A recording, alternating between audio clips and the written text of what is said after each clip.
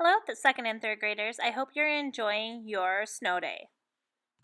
Today we're going to be creating a still life. So what is a still life? A still life is an artwork created from inanimate objects such as fruit, bowls, toys, etc. The artist observes these objects and tries to create them as realistically as possible, or abstracts them and breaks them down into simple shapes. The first known still lifes were created by the Egyptians in the 15th century. These still lifes were funerary paintings of food, fish, and meats. Paul Cézanne was a French artist from 1839 to 1906. He was recognized for bridging the gap between Impressionism and Cubism. George Braque was inspired by Cézanne. He was alive from 1882 to 1963, and he was well known for simplifying the objects and the structures within his still lifes. Vincent van Gogh from 1853 to 1890 also created still lifes. Although he isn't as well known for his still lifes, we still admire the use of color and his brush work within those still lifes. Alright, so today, second graders and third graders, you're going to be creating your very own still life. This still life is going to be representing things that talk about you. So they can be items in your still life that are very meaningful to you. So in my still life, I have things like this teddy bear. This teddy bear is very special to me because it was designed by one of my favorite artists, Romero Brito. I have a big giant crayon. This crayon represents my love and passion for my students and all that they do. I have a paintbrush because I love to paint and get messy. I have a rainbow because I love rainbows in all of their color. And I have a small little toy truck that Oliver chose to be in this still life because he means the world to me. So I have all these special things that are very important to me in my life to create my still life. I have about 5 items. I want you to find 5 items in your house that represent you. They could be maybe your favorite food.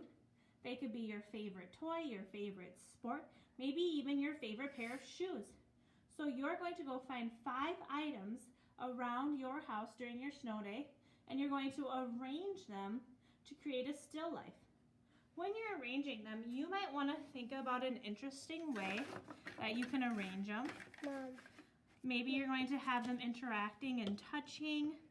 Maybe you're going to have them balance. Lined up. Or balance. So think of ways that you can make your still life interesting to you. Or balancing. Mom, or balancing. You can arrange your still life on a table or on the floor because once you have your still life arranged, we're going to practice drawing it. Once you've arranged those items that you've selected that represent you and are really special to you, and you've taken the time to arrange them in a really interesting composition in terms of maybe you have some pieces overlapping, maybe you have some pieces on top of other pieces, we're going to work on drawing those objects. So when I'm drawing a still life, I always like to draw the object that is closest to me. In my still life, the object that's closest to me is Oliver's toy truck. So before I even draw, I'm going to really observe the object, and I'm going to really break it down into some simple shapes. The first thing I noticed about the dump truck that Oliver picked out is that the wheels are round. I also noticed that the top of it is somewhat of a rectangular shape with some triangular shapes as well. So I'm going to start by building on the fact that the wheels are round and slowly work up from there.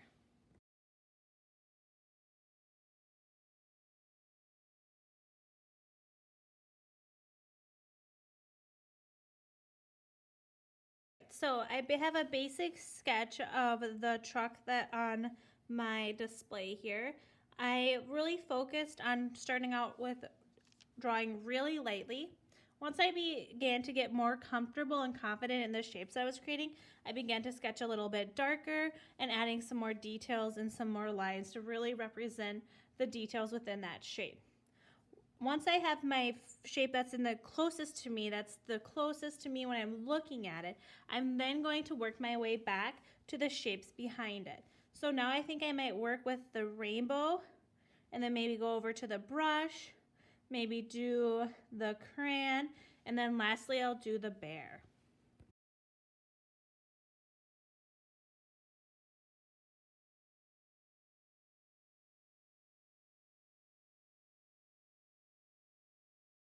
All right, so I have finished working on my rainbow here. Now I'm going to go in and start, I got the basic shape of my brush here, but I want to go in and kind of clean up my lines a little bit and add some more details to make it look even more realistic.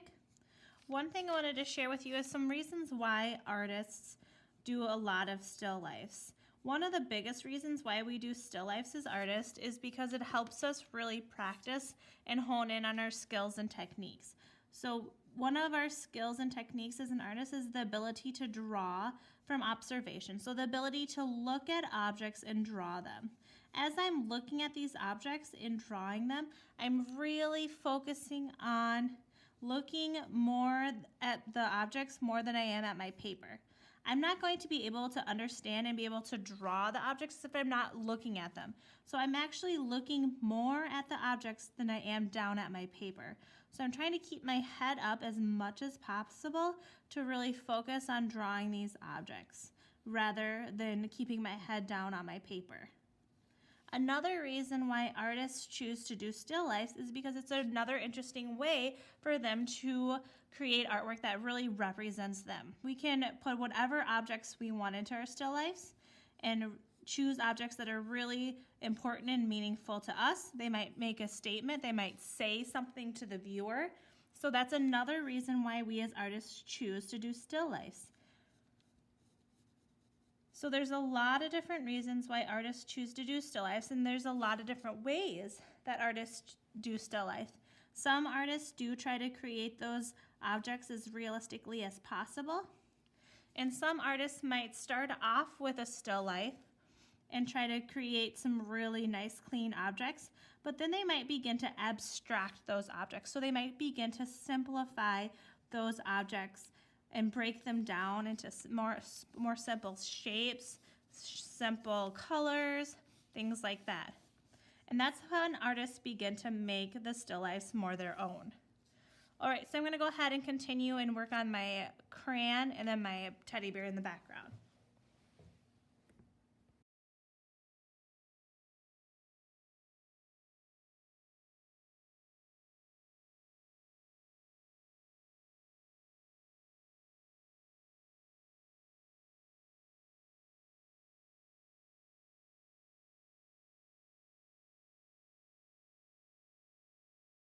All right, so I have the basic sketch of my still life here. You notice that a lot of it is going off the page, and that's totally fine. If I wanted to, I could draw it again, make my objects a little bit smaller so they fit a little bit nicer on the page, but I'm very okay with the fact that they're going off the page.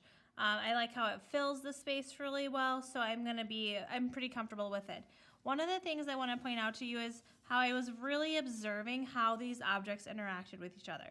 So once I drew an object and I started to work my way behind that object, so I drew my truck here first, and then I began to draw these objects behind it, I was observing where this rainbow was in comparison to the truck. And I noticed that the rainbow started pretty much right here where the dumper started, so that's where I began to draw it.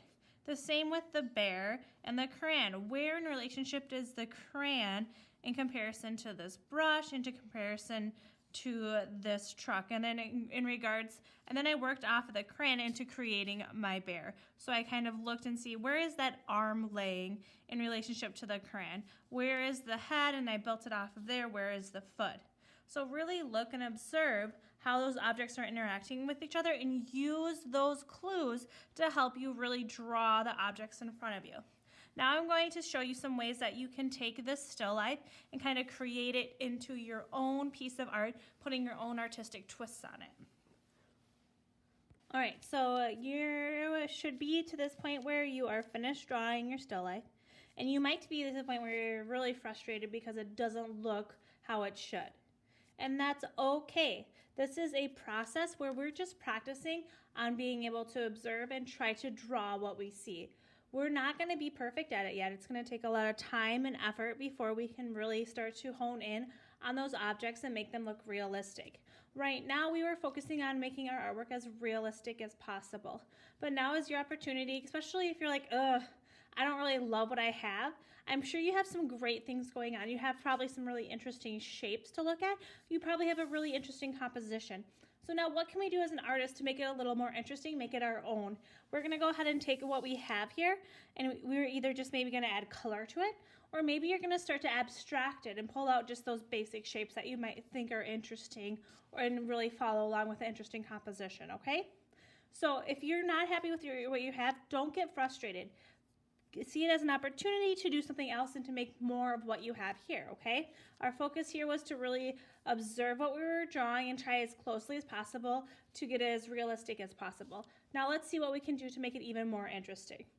So because I have a teddy bear in my still life that was inspired by Romero Brito or designed by Romero Brito, I think I'm going to play off of that and kind of pull out some of the shapes that I see in my still life and play off the idea of adding some patterns to them like Romero Brito would. So I'll show you what that could possibly look like.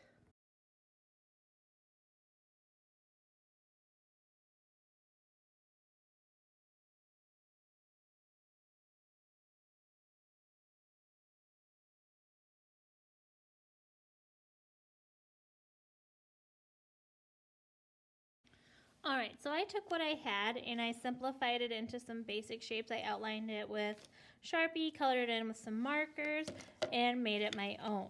There's lots of ways you could make it your own. Maybe you're really happy with what you did and you just want to add some color to it and paint it. That's totally fine. Maybe you want to cut out the basic shapes and collage with it. I would love to see what you come up with doing with your very own still life. Have fun!